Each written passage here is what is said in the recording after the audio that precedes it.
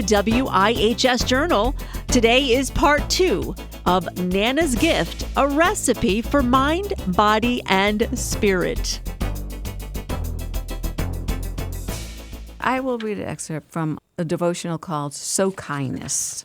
So some of the topics are very practical, as I say, and even spiritual. So this is called Sow Kindness.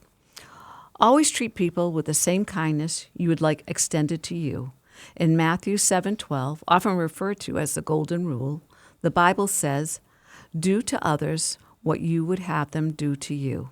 Kindness costs nothing but pays great dividends. We often do not know the turmoil another person may be going through. Sometimes just a kind word, an affirming smile, or a gentle pat on the arm can lift a person's spirit.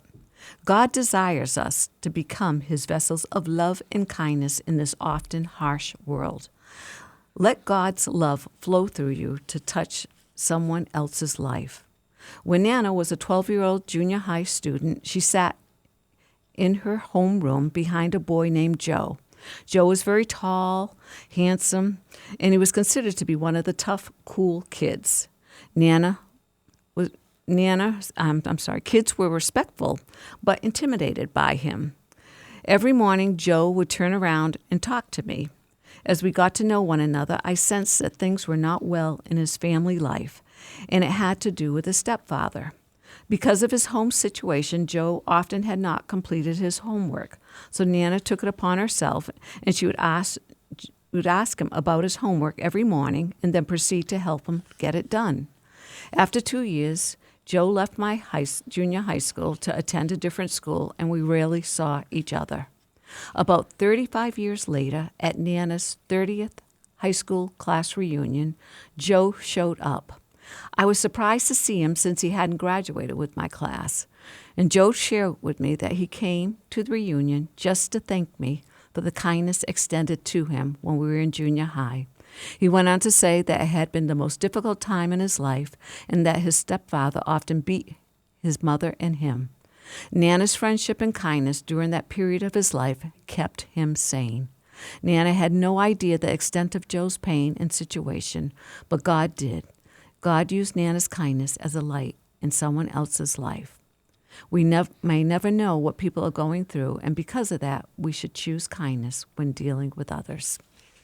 Wow, try not to get choked up. That's really powerful. That's a real true story? It is. It happened to me at my 30th class reunion, and I recognized him right away. Wow. He was always a very handsome young man, and was just as handsome as an older man too. Yeah. And I said, "What are you doing here?"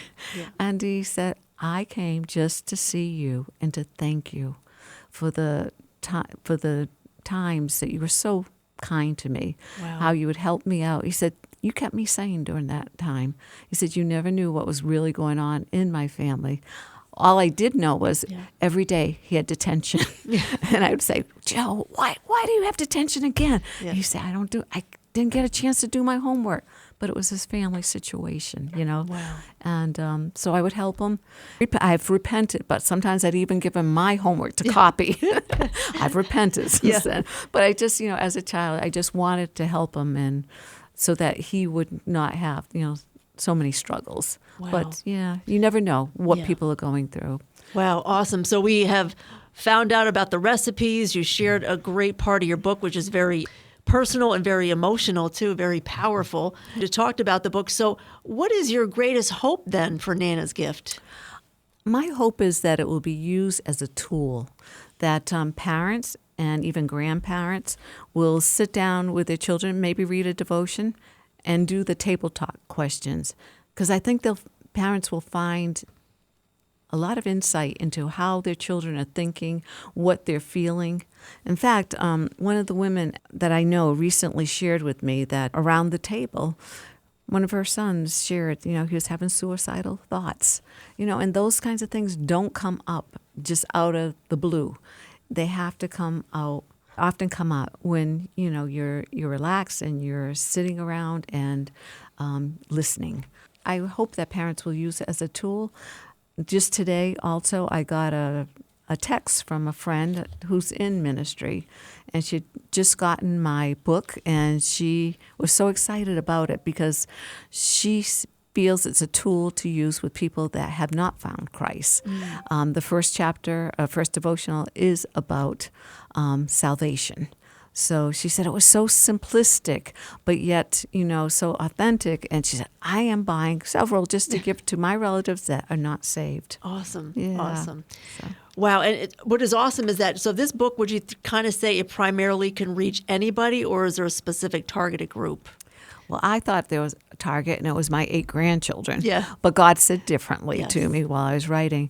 So I actually think, because I'm even getting feedback from some of my unsaved family members out of state that have gotten it and are reading it. Oh, I'm really enjoying it. So I'm letting them finish because I'm going to really see if perhaps it will open the door for me to bring them unto Christ.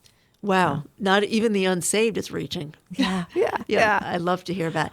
And I know that you're busy. I saw that you already had a huge book signing at Church on the Rock in New Haven, and you have another book signing event planned. Any other future endeavors in your head that you're thinking of? I do also, I'm going to have a speaking engagement with Connecticut Christian educators. And besides that, I am following God. God, I dedicated it to him. He had me write it, so it's his book, and I'm just watching him open the doors. Yeah. So whatever he opens, I'll walk through. Yeah. Other feedback that you have gotten from the book besides your unsaved family?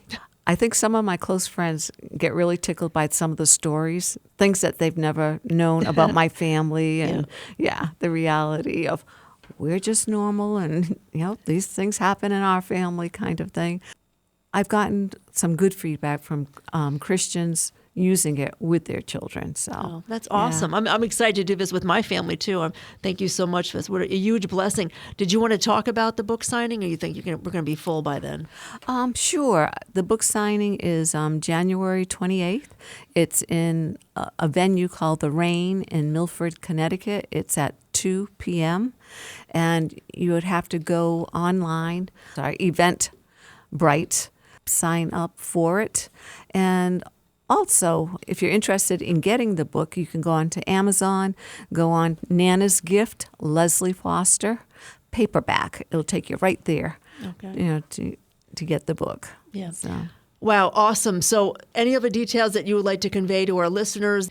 I think the last thing I want to say is so important to be obedient to God, because I do not consider myself a writer.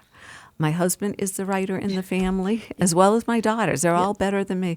And even when God told me that this was going to be a book and I was writing a book, I had to question him whether he had the right person. But I surrendered and continued to write. And it took me 5 years. It wasn't something I was able to do in a few months. It took me 5 years, stopping and going. I had one grandson in particular who kind of kept me in online. Every once in a while he'd go, "So Nana, you said when we were 13 we'd have this book. I'm 13 now." And it just kept me going, because there were times, I'd get discouraged and say, "Oh, why am I doing this?" Yeah. But God. Well, today is part 2, which concludes our 2-part broadcast of Nana's Gift, a recipe for mind, body, and spirit, a book written by the Reverend Leslie Foster. For more details about today's broadcast, you can give us a call at 860-346-1049. I'm Anissa Porticelli for News and Public Affairs.